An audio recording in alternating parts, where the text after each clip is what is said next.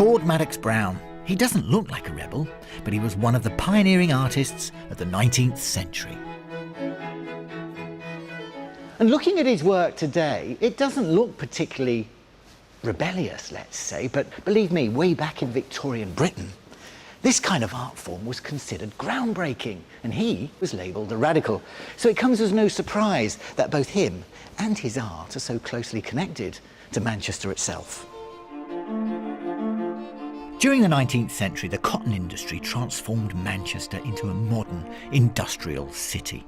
This new commercial prosperity gave some of its residents deep pockets and enlightened artistic taste.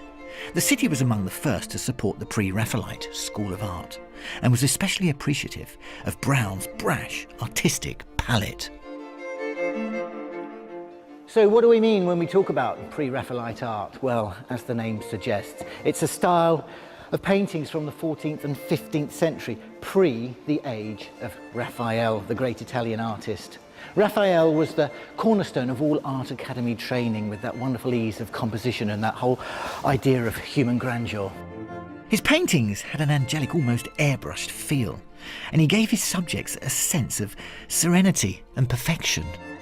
Well, the 19th century Pre-Raphaelites didn't want any of that. They rebelled against all academic conventions. They challenged the art establishment of the day. They pushed for a reaction. And boy, did they get one. In contrast to their predecessors, Pre-Raphaelite artists celebrated reality and had much more of a brutal style.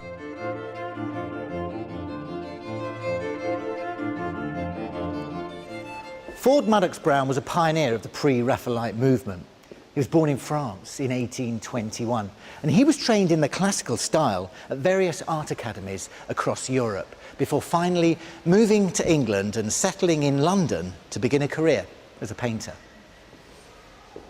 It was there that he rejected all of his formal education that embraced classical ideals and instead looked towards earlier Italian art that was influenced by naturalism and the use of bright colours, which he cleverly combined with his own unique style of extremes and expressions. And here is a very simple but good example.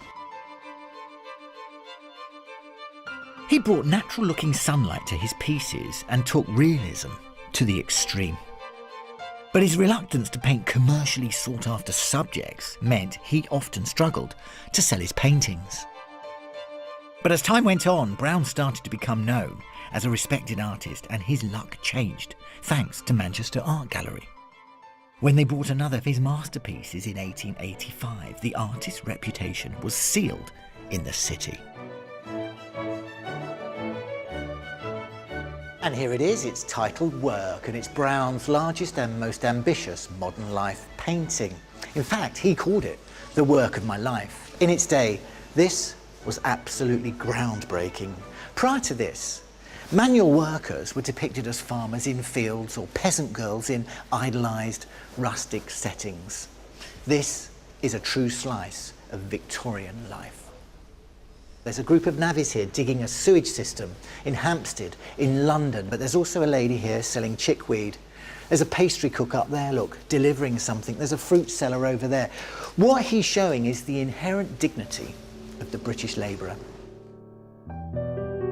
He's chosen his characters to really contrast with each other to create an allegory about the place of work within society. See here, just look at this, examples of work and idleness, poverty and wealth, and the physical work and the mental work. And it's here in this magnificent painting you can quite clearly see how Brown has moved away from the academic training he had in his youth. There is clearly no central focal point, so your eye just flits from one character and facial expression to another. And this is arguably one of the greatest works of art of the Victorian period.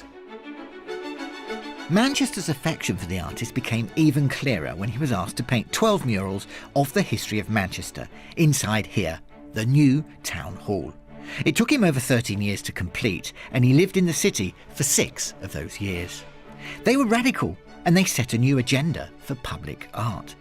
Brown rejected using the great and the good to illustrate noble or heroic acts.